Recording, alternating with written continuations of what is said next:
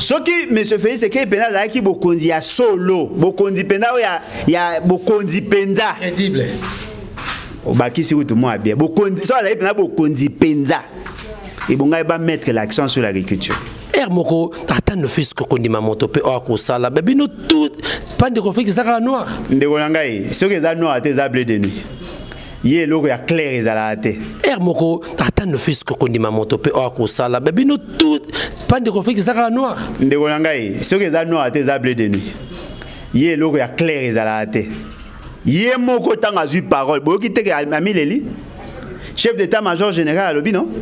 Boki m'a PC a lancé message. Quelle est cette organisation? Na niveau ya Kankokolo, Yoka Peso Aventure. On commence toujours na Kankokolo. Ba camp militaire, ba soda ba na problème à logement. Na ba iba rotonga 3000 logements sociaux na Kankokolo. Bon au 7. Tous les autres camps là, bango ba soda de. Au moins erreur au ça, erreur ndenge mo papa na yemo buta salaka avec DSP. Bateau ba sécuriser yé bango ba okoma mafuta ba komo tia ba choko ba soda ba kenda bitumbe bango te ba garde républicaine te ko kabola armée te mais toujours vous savez que c'est une question sensible ngana mona ba tu ya seta ba boya ko kende guerre ba kima ba bien tango ekoma makamba ko lia bango ba lia ka tango ekoma mabitumbe biso to bunda bien sûr afungo la boule. Force à la Mouka, c'est la détermination à Martin Fayulu. Ça, on peut tout dire. Mais ce Martin Fayulu m'a convaincu, la détermination. La constance, constance, détermination. Pour na yebi combien de fois, meka ko somba moli mona aboya. Aboya pona yeta, aboya pona biso. Ça, c'est quelque chose de fort. Et puis Martin Fayulu a l'onction populaire. Mais Martin Fayulu, c'est aussi un humain. Au moins, bango ba na logique ni ba na logique. Il y a que pression et pas Félix c'est que les po ba solo là-bas ça ma réforme électorale. Moi idée na biso dali l'état fungwa misu ba zo Félix c'est que ba tchena iska et iska bikauki parce que azubo konzina ndenge ya mabe. Au moins place ngana ba to kana ate. Soka sali marche pona makambu ya est na oya. Soka sali marche pona koloba que il faut respecter la constitution na koya. Mais sur la salle marche, c'est pour la réforme institutionnelle. Non, dépolitiser, oui, mais on ne va pas passer par M. Félix Sekedi. Oh, nous avons un loco. Yo, on négocie.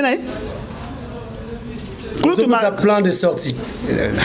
Koutou Martin Fayulu, bon, au moins lui il est chrétien, et puis c'est un homme d'État, il ne peut pas réfléchir comme nous.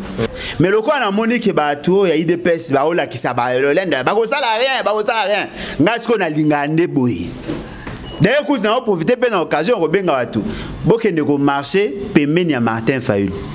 Mais il marché n'a problème aux autres dérangeurs.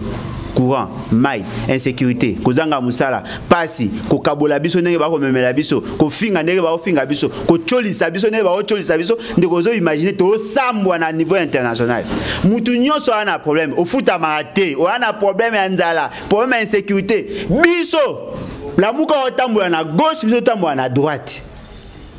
Ceux qui vont beta masola non il y a dépolitisation oh tiki ba côté mpanzi biso to beta masola biso to lingi mai et puis bateau ba kolinga on a kolinga pe ba ya belé ba victime ya ram peuple congolais tika olala mboka yeke na nenga mabe. Monsieur Félix c'est un danger pour la République. Au moins il est ba te to mona ngo mingi ya ke pa basi ako banda cancer et bibika moi bouton moko boy. Ils ont coulé, ils ont coulé, ils ont libéré. Ce qui va kati libéré était ça et que c'est généralisé. Souka mutakoufi. Il faut faire le choix entre que kata libéré pour vivre, na ko tika libéré za pour koufa. Ce sont des choix que nous devons opérer.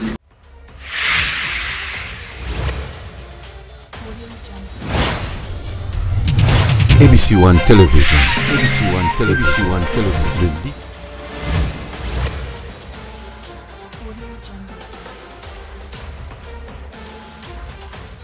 Madame, Messieurs, bonjour, bonsoir.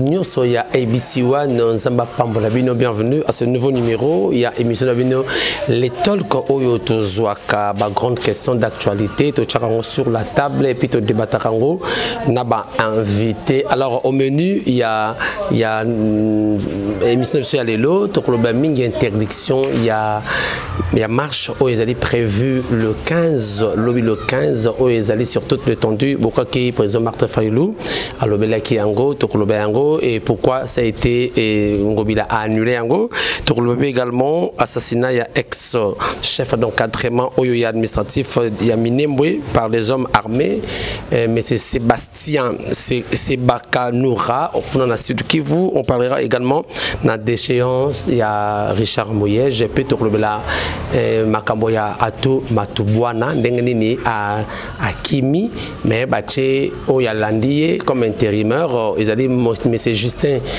Luemba Oyotoibaka Sangama Mimi, Yene Motozali Sikoyo, Osala intérim, et puis Tokolobela agression, il y a Ndeko Alain Bolodjoa Oyobo Landaki, dernièrement Awa, Tokolobete Angola. Alors, nous avons les coordonnateurs, il y a nouvelle classe politique de l'opposition, puis initiateur, il y a Levons-nous et bâtissons le BAT. Monsieur Alain Bolodjoa, bonjour. Mbote Ndekolangai, Mbote Nabalandi, en tout cas, merci beaucoup pour l'opportunité. Na moi, je suis gaz. Je suis gaz fort, donc j'espère qu'ils ont rétro-commission. C'est-à-dire les non-dits, vous comprenez. Pour tout le monde, il y a des gens qui formaté, qui ça, lavage. Bon, Mbote. Alors papa Alain d'entrée de jeu parce que Obima alors papa Alain sur la page internationale comment on a ce qui s'est passé en Guinée les loyo yo d'abord laissons-nous retirer pour l'Afrique Obima. Bon, au Moni, généralement, Bissot, d'autres ont une approche démocratique. Tous avons moyens limités parce que nous fonctionnons conformément à la Constitution et fonctionnons à certaines lois de la République. Net Bissot à opposition pour tout ça à quelque chose, Tokomaka, Tolobaka et puis tout ça à marche. Tout ça à marche, revendication, classique. Si le bateau a pouvoir que le quoi au marché à 100 personnes à 300 personnes à kokoka ko mobiliser bateau belete bakanza kezaga biso nde bateau za mécontent et pourtant bateau ba mécontent bazaga mingi et belé. Vous savez qu'est-ce qui arrive par moment lorsque l'opposition politique n'a pouvoir bazako se chamailler, il y a toujours un troisième larron. Et très souvent, bah armée. Parce que moi, les militaires, bah victime de mauvaise gouvernance. Mais ce qui est commis, nangongo qui va policier, bah se chamailler, bah commis que se sentir asphyxié. Et moi peut boule mourir là, bah il y a article 104, mais le lingue na bango si vous. Voyez-vous? Quand l'armée intervient, on ne parle plus de la Constitution, on ne parle plus des institutions, on dissout tout. Nangonga ce que tant que le pouvoir ne va pas et là qu'on a vu ce date vivant en 1960 tant que papa Kasavuna papa Lumumba ba obunda ba bulaki ke o azana maîtrise à rue azana maîtrise à bulaki ke chama azana ba crise na bango et kosuke pa na bango troisième larron moko abimi boyen colonel a imposé bango discipline après ba kozongi sa na mulongo après ba ko kena pa ko longola bango ay ko longola suso ba tikalaki ay ko chapson na dictature. La difficulté maintenant ezali que la révolution militaire Mabenango ezali elongolaka un dictateur pour imposer cette fois-là un tyran. Différence peut-être à Makaste. Voyez-vous? Parce que Mouto a eu pouvoir par les armes, n'a que les armes pour s'imposer. Alors, dans ça, il suspend la démocratie. Alors ça, Makambo Oya Lingi a éviter à ce que Batouba no ça approche démocratique pour y ait la démocratie ici Mbate. Soit tu m'aimes le quoi n'est pas n'abisso. Mais ce fait c'est que na mutu pena makanisinae ado kanisake ah Martin Fayoulou a kokate. Martin Fayoulou a kokate. Non attention, troisième larron. Parce que Laurent Désiré Kabila est venu trancher sur Mobutu na Tshisekedi. Et qui peut quoi arriver bien que nga personnellement Alain Bolodjoa na soutenu la approche militaire mais l'autre ils allaient vrai batika ko sous-estimer les Congolais parce que même dans cette armée un frère de celui qui a la tête peut aussi se décider à rechambarder le tout. Il faut promouvoir plus l'approche démocratique parce que révolution au Senga et la révolution populaire. Révolution populaire au Senga et que peuple qui a un pouvoir supraconstitutionnel a dit qu'il y a un désordre n'a un nouvel ordre politique. A quoi utiliser car maloba a quoi utiliser car qu'on fait na ika liboso a payer la nation 1 mois 2 mois 3 mois et puis les choses changent. Tu vois, tant que muto a cause pouvoir a obanga peuple. Mais ce qui muto a le pouvoir par les armes, il faut avoir plus des armes que les autres. Dans ce que les gens disent que non, devant de Félix, il n'y a pas changé au côté en 2023, il se trompe. Ah, il se trompe. Bon, il y a ça Kabul Massango Pam. Ah, Bétéléma, bon, quoi, ma promesse c'est réalisé. Bétéléma, bon, il y a pour mettre Massango. Faut dire maman parler. Faut dire même mutuno alors baki bolia bobaki akosa ka promesse c'est bien. Yo a pour mettre que Massango te. Massango yé, ils ont improvisation. Et là service national comme ça non. Oh bon service national première production hein. Depuis Félix c'est qu'il a commis deuxième production. Première Kenda. Première Bakenda on a Kasai. Na Katanga tango 40 ya Massango et ça magi. Batwane ko somba mesure à Massango na 3500 comme na 12500. Tango ba ko zo pas ya Kasongo Kabwik le général ya service national. Tango ayena Massango aki nango na intention à tekela la militaire té. Les équipes pour na tekela le marché. Et puis, il y a combien de kilos? Il y a combien de kilos? 5000 tonnes. Vous savez, ça représente combien? 5 millions de kilos. Ça représente 200 000 sacs à Massa. Donc, ça ne résout pas le problème. Non, mais il y a un autre au moins, les sociologues, les politologues ont leur analyse, leur manière d'analyser. Pour que naïe bakelo quand il y a un impact, il faut naïe d'abord la demande de combien, lui il offre combien. Et puis au-delà de ça, le quoi mouton a eu moins une notion d'ambre et gestion. Comment cela s'est organisé pour que va répartir en zone où on va cibler, mais en même temps, côté là, comment l'organisation, il y a partage les alliés. Mais ce fait, c'est qu'il vous a dit. Et puis le chef d'état-major général, le chef MG à lobby, qui a mettre en garde bateau pour gérer l'eau pour qu'il n'y ait pas de déviation. C'est-à-dire que au moment où on comprend qu'ils ont improvisé. Au moins, le problème à l'Iboso, vous connaissez les années. La quantité est moindre. 200 000 sacs pour 127 000 militaires, na personne civile travaillant dans l'armée. Et là, mouki. Moutouma a eu un sac qui m'a retomé balé. Connaissant l'organisation de la biso et l'armée, général Akoya a eu 100 sacs. Okuna a eu 50. Proche à Félix, il a eu 200.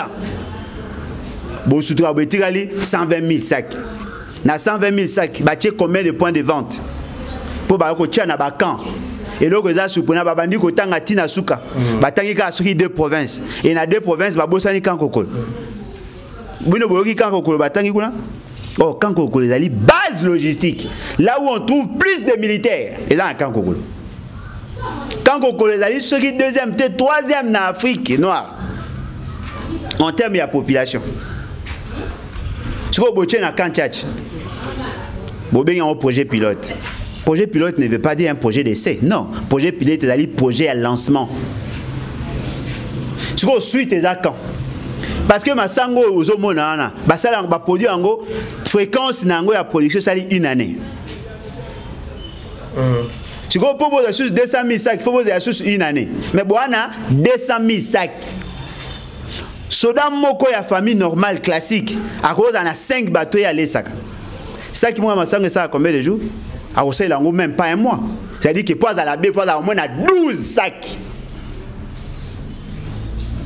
C'est ça le raisonnement économique. C'est qu'on peut dire que ce n'est qu'une goutte d'eau dans l'océan. Il y a une goutte d'eau dans l'océan. Il y a des alitiges à le mettre, il y a la situation comme explosive.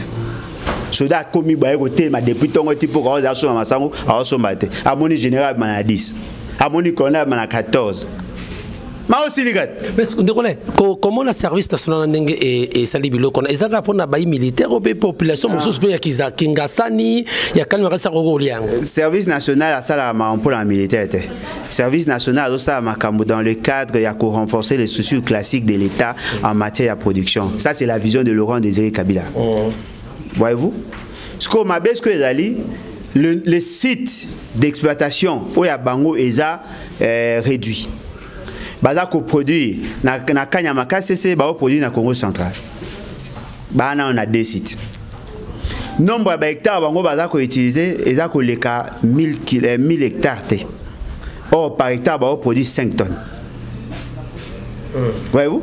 Ce qui me se fait c'est que pena za ki bokondi ya solo, bokondi pena ya bokondi penda. Crédible. Obaki si tout moi bien. Bokondi so za pena bokondi penda. Et bon, on va mettre l'accent sur l'agriculture. Là, maintenant, on allait produire plus. Parce que les services nationaux, pour qu'il y ait un Équateur, alors qu'il y ait un Sankout. Pour que vous à côté, il y a des terminés, pour que vous ayez autant. Mais si vous avez un côté, il y a un Bikoro, un territoire à Bikoro. L'espace est un espace plat. Il y a plein. Ok, il y a un côté à Lukolo, un côté à Souka. On peut produire, il n'y a pas de côté à Bakouangou Moussou. On peut produire, même dans le projet Boukangalons. On peut produire parce que Boukangalons peut produire 6 000 tonnes. Il n'y a aucune politique. Mais je fais ce que pour Nanga, Arabi Maloko, stagiaire infirmier, au Kimutaye, a évité sur la température, tu as retour du pyrode, tu as reparcouru ce qui au pommade, à ça comme meka. Oh, pas, à parcourir pommade. Oh, boutique, non, mais au moins, ça dit quelque chose. Non. Comment vous pouvez dire que à ça, c'est beaucoup de mototé. Moko, t'attends le fils qu'on dit ma moto, oh, ça là, mais nous tout, pas de conflit, ça sera noir. Ndegolangai, ce qui est noir, c'est blé de nuit. Il y a l'eau clair et zalaté. Il y a mon côté à jouer parole. Boki te ami Leli, chef d'état-major général à l'Obi, non? Boki m'a PC a lancé un message. Quelle est cette organisation? Na niveau à Kankoko, il y a aucun peso aventure. On commence toujours na Kankoko. Bakan militaire, basoda ba na problème à logement. Mais ba iba rotonga 3000 logements sociaux na Kankoko. Bon, c'est tous les autres camps là, bango ba basoda de. Au moins, erreur à ça, erreur ndenge moko papa na ye mobuta salaka avec DSP.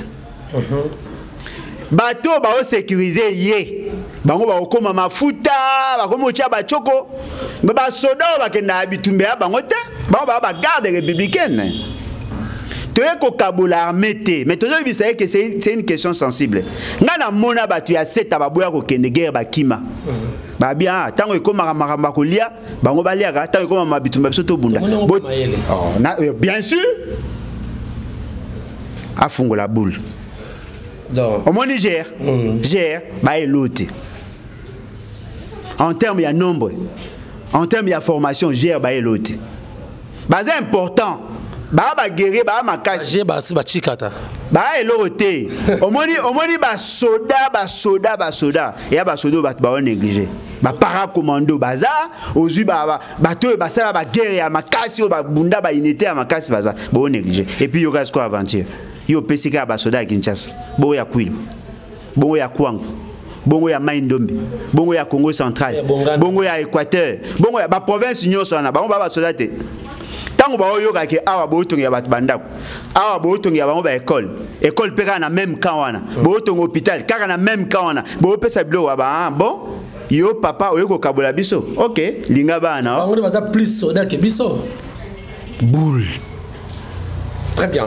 Merci Papa Alain. Alors Papa Alain, tu es solo, il y a marche le 15 lobby, il a Mouka, Tomoni, organisé de Martin Fayulu, à lobby que tout Congolais soit lobby le 15 Nanzela, mais Ngobila comme gouverneur, à Moni, moi danger Zalaki, à l'habité, à Pekisiango pour des raisons de contamination, il y a Covid-19 et ça, Madame Mouteme, la Mouka a insisté qu'à Barozala. Il y a un point de vue des années dans Batu nyonso ba yebi ke nazaki nanga d'accord pour na marché te. Mais na ko marché na nko na kanda pour la Ngobila ke atika ko se surestime. Nazaki na bulo ke marché te parce que makambo ba oloba na marché c'est pesa ngate. Makamnini. Makambo ba élection inutile ba ngaba. Yo zakala muko ozakobilisi nini opposition ni opposition kotonia la muka ya FCC beni. Nga za révolutionnaire. Kouloutou Martin Fayulu, c'est un homme d'État. Non, mais Martin Fayulu, je suis proche de Martin Fayulu. Ah, ok. Nazali coordonnateur de la nouvelle classe politique de l'opposition et initiateur, il y a parti les BAT. Bateau Baebinga Baebi qui n'a Martin Fayulu, mais je soutiens son combat par rapport à respect, il y a choix à peuple. Non, mais d'abord, charte Nabango, Nalingaka que charte on est à Rofungama. Pour na koya koma na kota na organisation politique pour la simple militant. Voyez-vous, il faut que ba fungolaje et longa marambu ya Kouloutou Mouzou na Kouloutou Martin Fayulu. Ba fungolaje et fungamat. Que ba nouveaux adhérents baya, ba nouvelles organisations baya. Circuit fermé. Au comprendre. Et là qu'on a déjà bango tout baebi que na sepela na opéra militaire. Force ya la Mouka. C'est la détermination à Martin Fayulu. Ça, on peut tout dire. Mais ce Martin Fayulu m'a convaincu, la détermination. La constance, constance, détermination. Pour na yebi combien de fois meka ko somba moli mona aboya. Aboya pona yeta, aboya pona biso. Ça, c'est quelque chose de fort. Et puis Martin Fayulu a l'onction populaire. Mais Martin Fayulu, c'est aussi un humain. Au moins, bango ba na logique, ni ba na logique. Il y a que pression et pas Félix c'est que les pour baya ba solo là-bas ba ça ma réforme électorale. Moi l'idée na biso dali l'état fungwa misu ba zo Félix c'est que ba tchaina iska et iska bikauki parce que azubo konzina ndenge ya mabe. Au moins place ngana ba on to kana ate.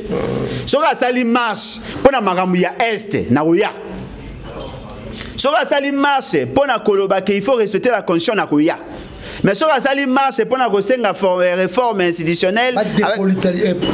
Non, dépolitiser, oui, mais on ne va pas passer par M. Félix Sekedi. Oh, nous avons un loco. Yo, on négocie. Kouloutou a plan de sortie. Kouloutou Martin Fayulu. Bon, au moins lui il est chrétien et puis c'est un homme d'État, il ne peut pas réfléchir comme nous. Je ne dis pas qu'il a totalement tort, mais je dis, démarche na bango, Félix c'est qu'il a compris bien. Mais le quoi on a monné que bateau, il y a des pèses, baola qui s'abat le lenda, bago ça la rien, Ngasko na lingande boy. D'ailleurs, écoute, on a profité de l'occasion, on rebenga tout. Beaucoup de marché, paiement à Martin Fayulu. Mais il y a marché na problème aux autres dérangeurs. Courant, maille, insécurité, kozanga musala, pasi, ko kabola biso nenge ba ko memela biso, ko finga nenge ba ko finga biso, ko cholisa biso nenge ba ko cholisa biso, ndeko zo imaginer to sambwa na niveau international. Mutu nyonso ana problème, au foot amate, o ana problème ya nzala, problème insécurité. Biso, la muka otambola na gauche, biso otambola na droite. Ceux qui vont bêter ma sola, non, il y a des politisation. Oh, vous tiki bon côté mpanzi. Biso to bêter ma sola biso to lingi mai. Et puis bateau ba rolinga, on a rolinga pe ba ya belé ba victime ya ram. Bon comme une FCC parce que tout le monde fait na Kambere pe a Koloba que ba il peut perdre ba rapporter soutien na la Mouka. Ndeko ngai. Biso toujours apporter soutien na la Mouka té. Lui peut perdre. Oh, bon, la question, peut perdre, va apporter soutien à la Mouka. Biso to profiter de la Mouka to faire connaître notre idée. C'est différent. Comment on a pu perdre et apporter soutien à Yokolobanini? Non, Lobani. C'est un non-événement. Il y a un monde qui a taxé Martin Fayulu à Sangani n'a pas perdu. De Ronangaï. Il y a où? Il député, il y a PPRD, Azananan, ministre Félix. Mboso, FCC. Ils sont copains comme cochons. Au moins, Félix c'est qu'il y a Kabila, quoi, deux faces, il y a monnaie. Oh, kuna za côté à Kibuto, kuna côté à Kiseleng. Mais c'est pas Kabwana. Ah, ndegona yo moi ndé ba Kabwa mais ça ba monnaie d'une même pièce. Ba face il y a d'une même pièce. Ba Kabwa ina wapi. Ils sont ensemble. Bon, ça surpris à mona que lobby sous basanga. Et puis il ko mo eza vrai zaï que biso to ko sambisa bandeko na biso à la Mukate. Ba ça marche na bango bien que nous ne sommes pas totalement d'accord avec eux, mais le quoi l'idée de paix ça a défié le peuple. On va marcher. Et puis lobby mamba ya Argentine ngobi. Au moins, ceux qui sont dans mboka sérieux, bateau argentin devait en principe être en prison. Marama yumi bino obosa na nga obosa na ngote. Et puis il y aura des lits il vous dit non pour des raisons à Covid, beaucoup marché était. Mboso. Alain na kan lukat. Ouais, réuni milliers de personnes. Ceux qui plus de 2000 personnes étaient au yoga. Azali na Kalukat. Qui vous dit que Covid est pour n'arriver long? Sera moni ah mutalamuka à côté. Sera moni ah muta FCC cash à côté. Qui vous a dit ça? Et pourquoi devons-nous suivre leurs caprices? Non. Non, parce qu'il y a autorité urbaine, il y a danger dans l'horizon. Danger sanitaire et qui par autorité. S'ils acceptent que les autres s'effacent, les choses s'effacent de cette manière-là. Kabou, il y en a Kabound. Tant qu'on va maudire, on va pas maman na bango église. Il y a parti. A bien ça, bango. Na siège na bango. Bah ça l'activité. Et dans cette activité, yo monaki conseil à musicien on a même bah, soit disant bah autorité bazaki. Là Covid les a raté. Quand on a marché à la Mouka. Pour nous comment qu'est-ce qui est caché? Non, bah on défie peuple. Bah on défie peuple. Nani mokonzi. Peuple. Alors décide-toi. Et qu'on appelle occasion pe malamu pour na ko aider peuple, ko aider mboka si kolama. Bah tu msu ba obima ko alliance. Et ça a bien passé dans le colo. Mais vous avez passé la poste pour balongo. Au moins il passe à passer la poste. Et ça a passé pour les calianzi, c'est vrai. Mais quelque temps après ce qu'il y a un longue, au chez moi pétrole on est fandi, au moins a potane kaoki ici.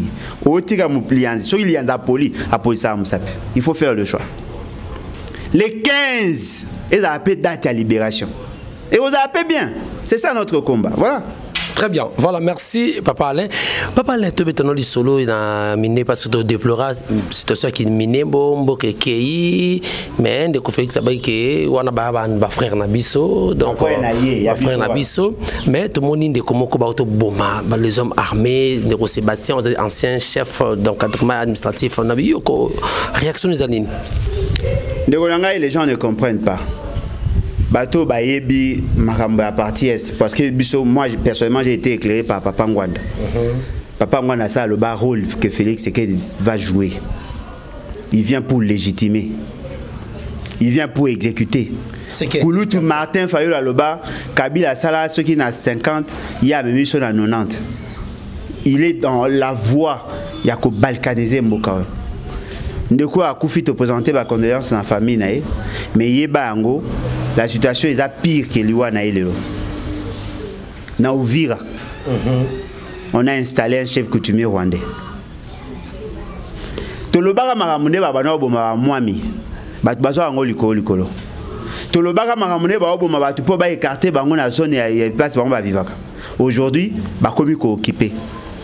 Il y a un débat aujourd'hui entre Batuchi na Nande na Hutu.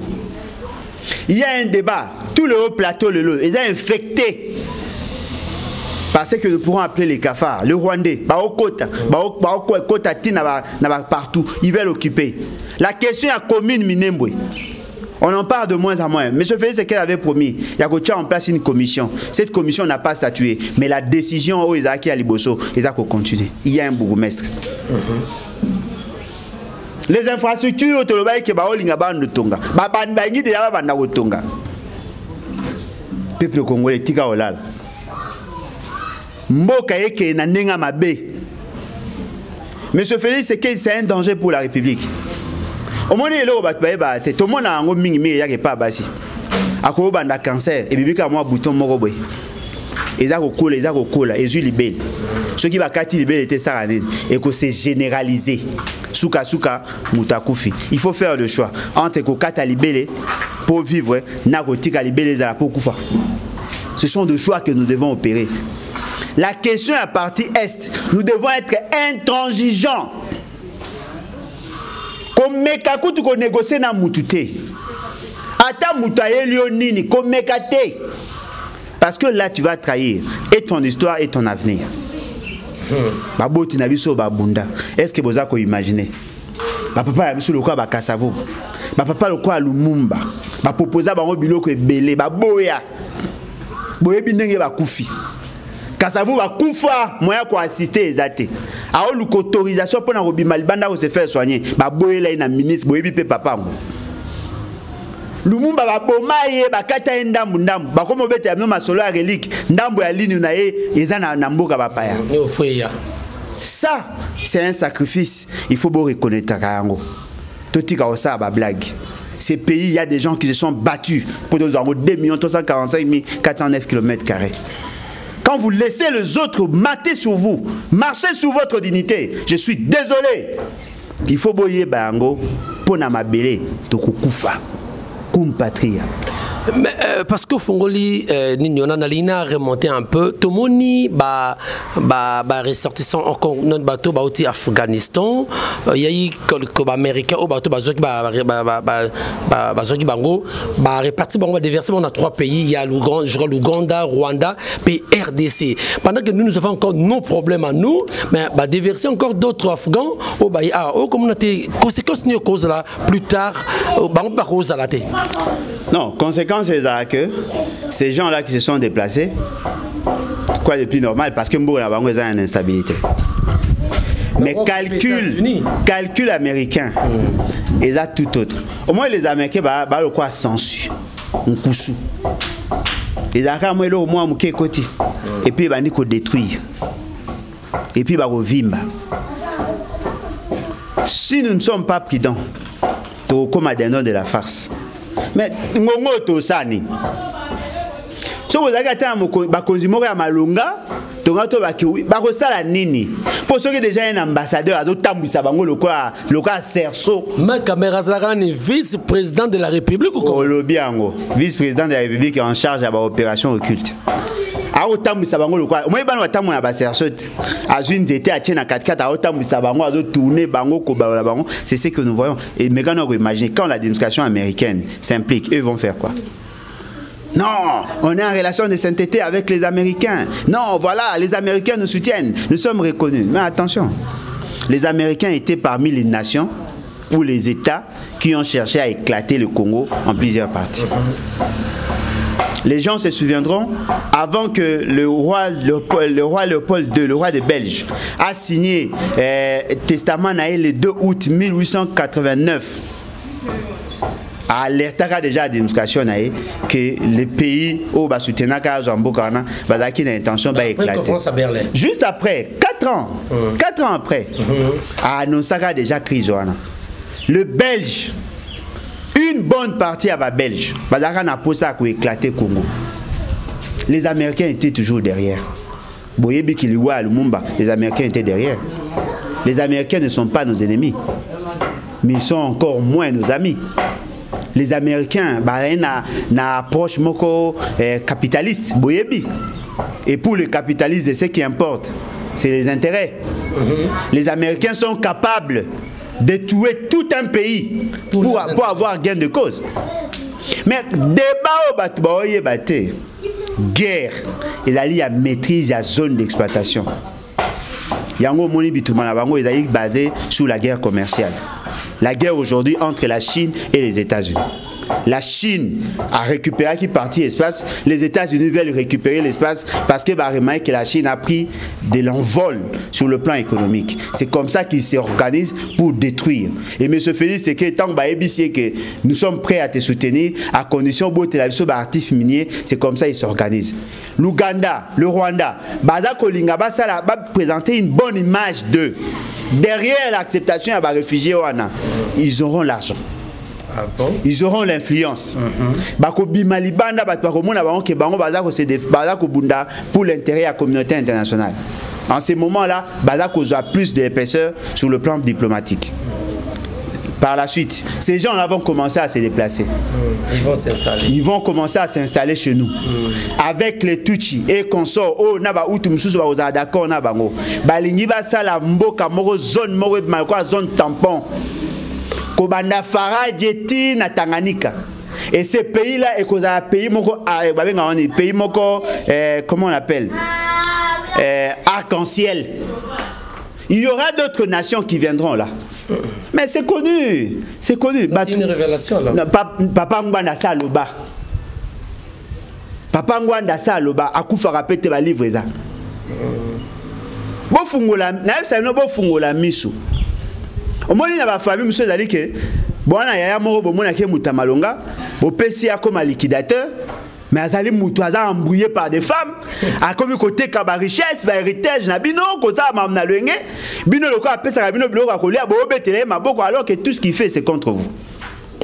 M. Félix Tshisekedi est en train de brader notre héritage. La dignité. Oh, kutu ba kono mobutu ba bundela. Ba Laurent Désiré Kabila ba bundela. Kaka ye. Na me mabiso na ba kaoyo.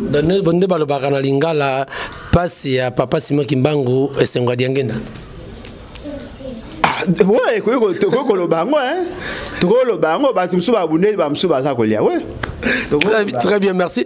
Papa, il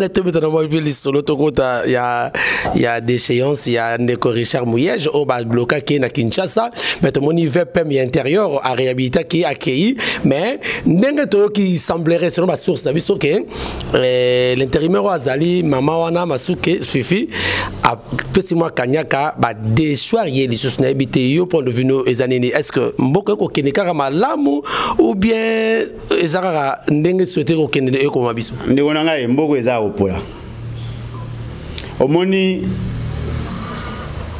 degré ya immoralité tokomi na yango nadasio ata satana azobanga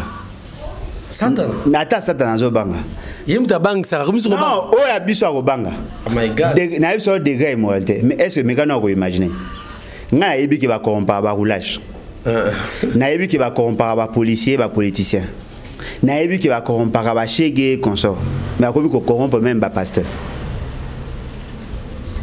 Kanyaka basomi milimo ya baganga nzambe pasteur ateki molimo na $50,000 quid alors d'un député tant so azaka ceux qui roulage ceux qui mon moto a commis député par accident par toi yebi ki akozaka jamais élu. Pensez-vous vraiment qu'Aroboya va corrompre? Biso Toyoki, ba pesi bango $1,100,000 au Toyoki. Ah bon? 100 000 à chaque député. Mais bon, mais quand on imaginer. Mouyej était gouverneur. Les députés ne l'ont jamais attaqué. Mouyej convoqué na Kinshasa. L'Assemblée provinciale a fait une déclaration. Abi, biso ba député, autorité na ye.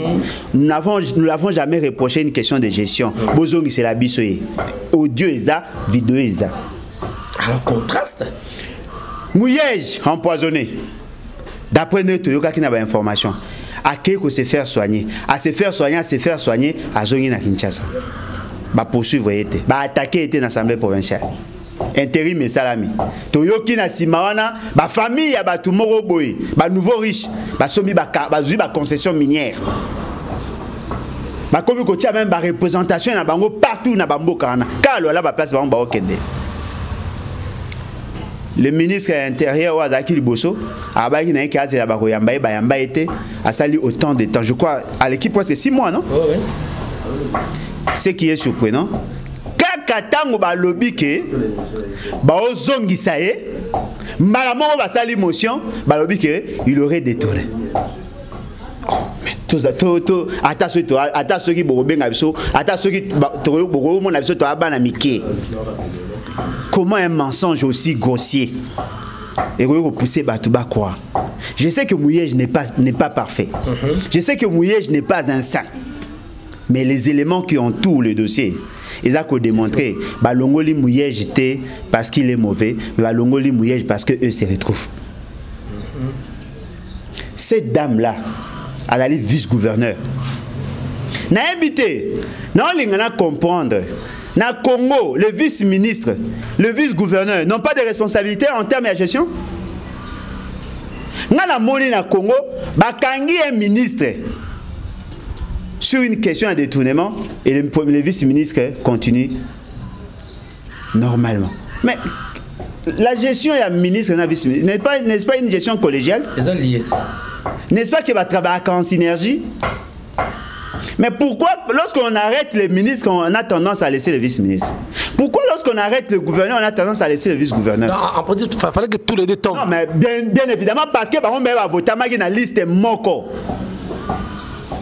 Va voter au vice-ministre à part, ministre, gouverneur à part ou vice-gouverneur. Non, va voter dans la liste moko. On a la liste colistier, vice-ministre à la liste colistier à gouverneur.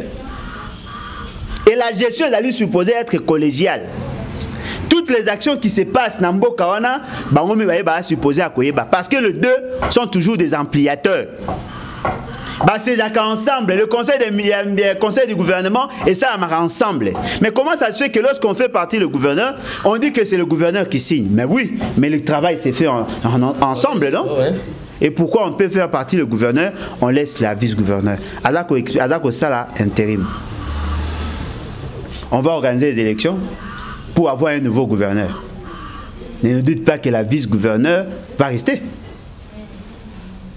Et bon, qui na niveau ya Congo central de Atou Matubwana oyo balani mais tu comprends d'été Atou à se retrouver libanda mboka mais bazu Justin Luemba a ko sala intérim na ye olobi ni pona wana na biso mboka oyo boazi kwa mtaloba moi aba oyo mtaba mboka oyo liboma ya il faut d'aller pour y mtako réfléchir na maka mboka za liboma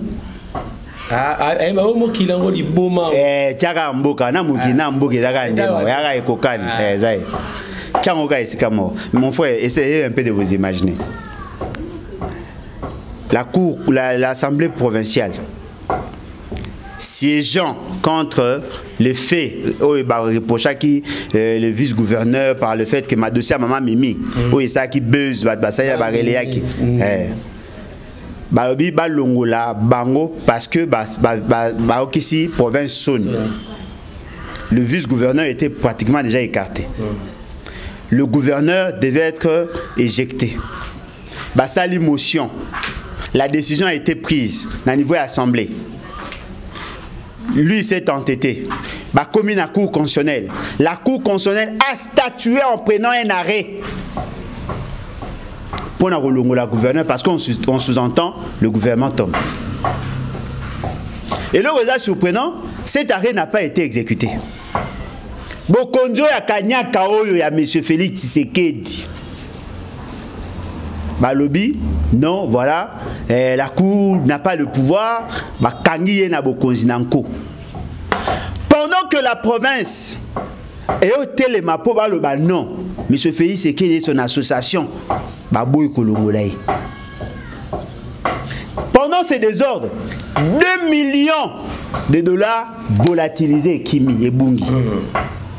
Bache pression, Monique Matubwana ngo abango, Atou Matubwana abango, a commis quoi patate chaude, lâcher. Maintenant pour les lâcher, qu'est-ce qu'on fait? On utilise maintenant l'arrêt de la cour Oyakala lié à Makambo à Maman Mimi pour va destituer. Mais le résultat surprenant, Moutou Azaki acteur principal. Moutou Azaki na Maman Mimi. Oh, ça y a un scandale. Il ne va remplacer. Non. Mbogo ya liboma. Est-ce que vous avez imaginé tant on a yoki ce fameux ministre plus jamais. Et moi je vois M. Félix et son association rétablir le vice-gouverneur. Ouais, histoire maman Mimi. Vous imaginez pas ça?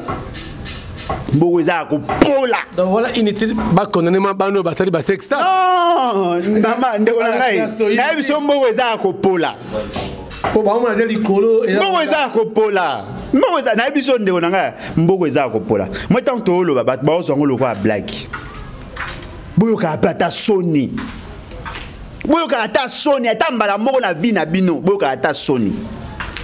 Vous remplacez un gouverneur par le fait que a publié une vidéo, vous remplacez na Moutou oh ya sala qui vidéo ah non pas jusque là pas jusque là ndeko nanga oh ezani bitumba ngo bunaki ya 37 ans yango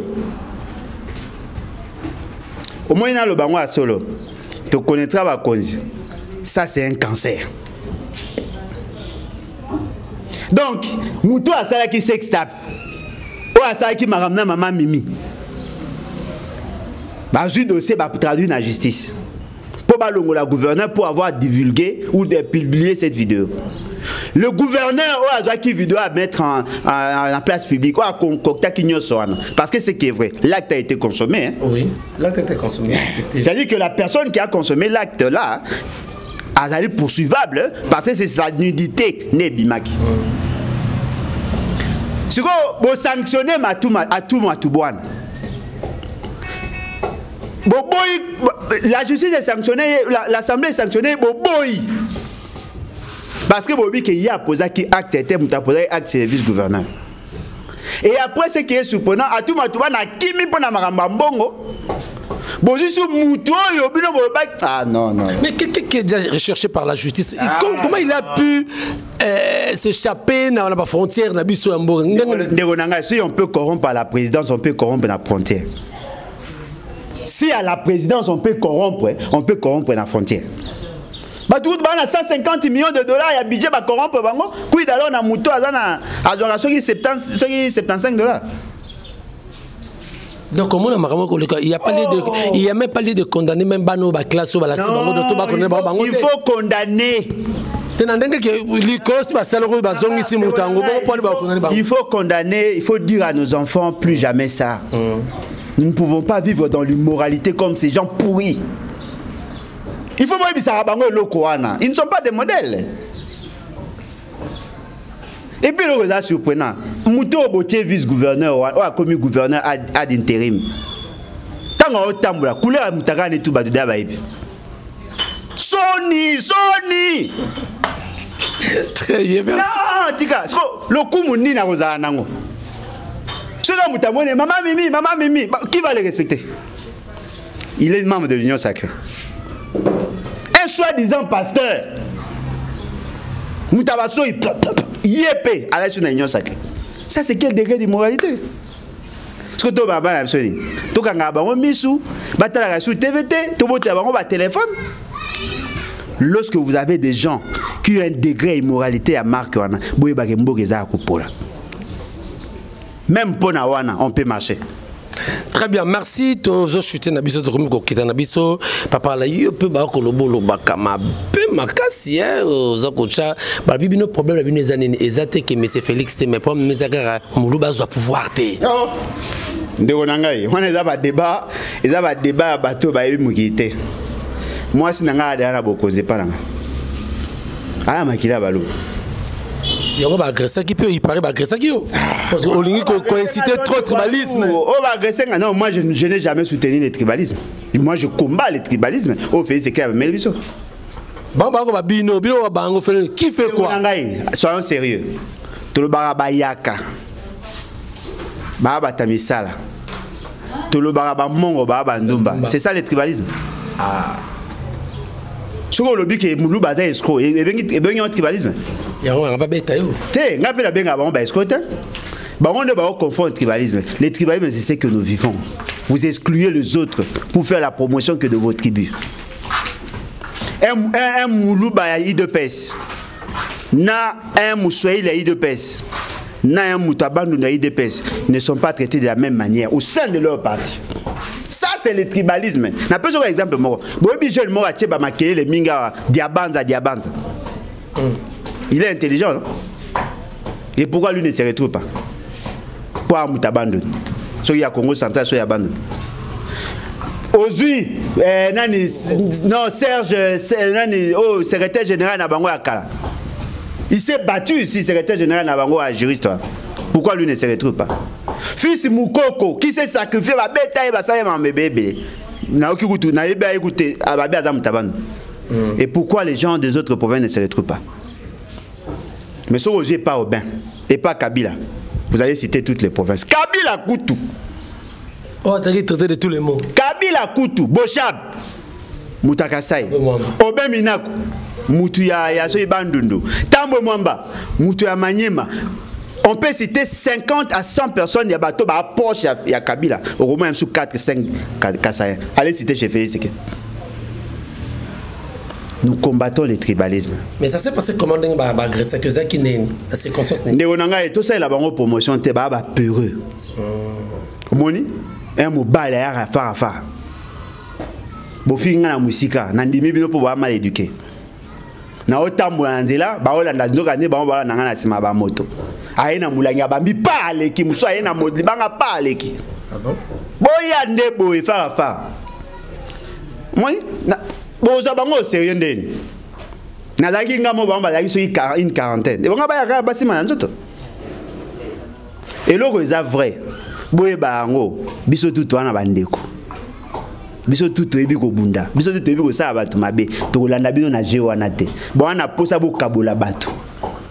Biso to bunda pour l'unité nationale. Pourtant boye pa nanga. Et puis le surprenant, pembe na hôtel de ville pembe na hôtel de ville. Et n'a eu quand même le courage à ne reporter plainte. N'a comme pas au PJ. Ah, qu'est-ce qui s'est passé? Qu'est-ce qu'on peut faire pour vous n'aller porter plainte? Abimisi va pas nous comment? Non, non du père, de la mère. Quand on va poser la question. Et quelle est la raison et même n'a pas si raison que j'ai été agressé tout ça. Quel jour n'a pas si? En quel lieu n'a pas si quand aller n'a pas bâton? Ah, n'a pas agressé. Au PJ. C'est vrai. Un lieutenant, il peut agresser. Et puis ce qui est encore grave. Non seulement agresser Kuna, il peut agresser dans bureau. Parce à Yambaginga. Intimidation. Ceci n'a pas ces références. Botou. Immeuble à Yasne Zakana Mupandiwana. Sur aucun côté qui mazé. La salle de police Moron. Allez vous renseigner. J'ai déposé ma plainte là-bas. Yé mon ko ba agresser. Ce qu'on va bouler ni. Le gars va paquet. Le gars va ko kumba ba moto. Le gars va ko ganga. Batu nyoso ba ko banga bon. Bosala erreur. Ata liwa muto pekisanga o bazate. So bo mwina o ba mabebo traduire na justice. Boya mamna bino lo yengia o simba bat na banzoto te. Po so to komi ba système ko luka na wana to bebana. Mboko e ko perdre. Tikana loba parce que bino bo na culture me ya batu guerre civile. Po bozo a raison, il y a balkanisation to comprendre na to bunana binote. O betiranga pe na betio.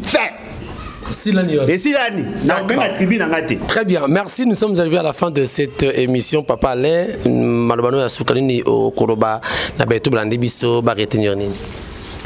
Bon, Nalingai na lobaka, merci na batunyo so ba bunda qui t'a entendu le ba masolé à Madame Tatiana. J'ai vu les gens étaient impliqués. Les gens étaient impliqués. Tomoni Batwazaki mobilisé.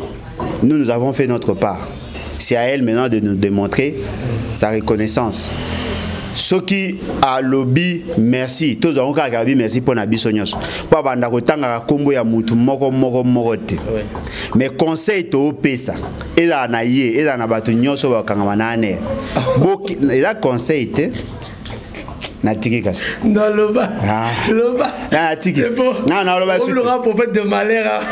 Te natiki, na loba sute. Loba. Na loba sute. Oibinga so na vi na loba sute na loba sute.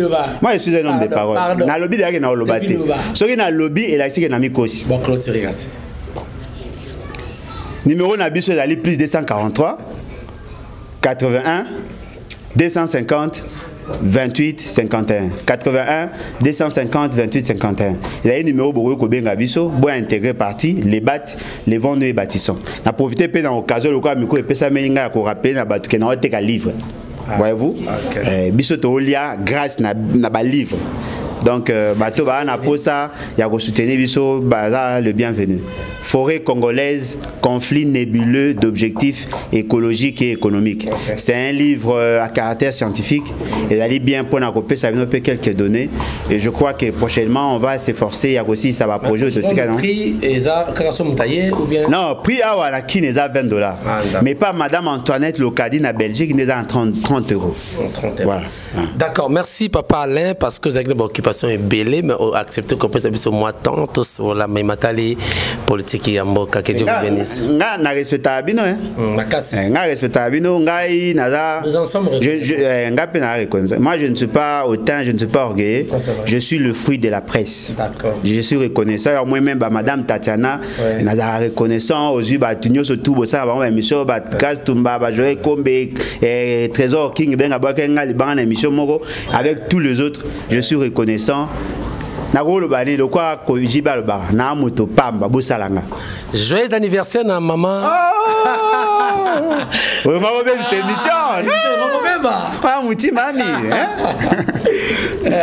Nancy Lucetibo Sembo.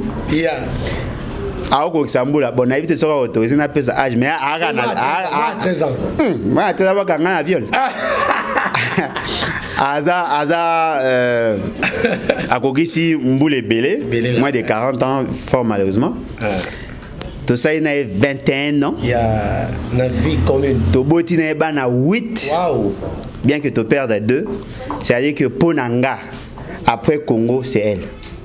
Bolingwa pur, pur vrai. Si tu as souhaité joyeux anniversaire, ça va bien. Moi, Libanga, tout ça. Ouais, il a passé numéro.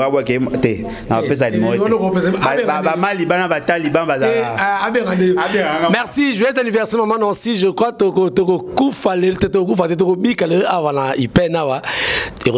merci beaucoup. Je crois le plaisir de Papa Alain, Tofini Mototé, Tobi, caca vérité pendant l'amour du Congo. Déjà, nous devons aimer les Congolais et aimer les Congolais. Parce qu'il y a des gens qui aiment les Congolais, qui n'aiment pas les Congolais, bah les Congo. Pour na piller Congo, à chaque fois, nous devons aimer les Congolais. Merci de nous avoir suivis. Merci à la grande équipe Fali Matoko de tous les jours. Merci Nadano. Merci d'avoir chanté la Yahoo. Merci d'avoir pas osé. En tout cas, je vous aime beaucoup. Banderono, likez cette vidéo. Vraiment, botin d'ango, vous partagez. Alors, sur les Amazon, te retenez prochainement pour notre numéro. Ciao.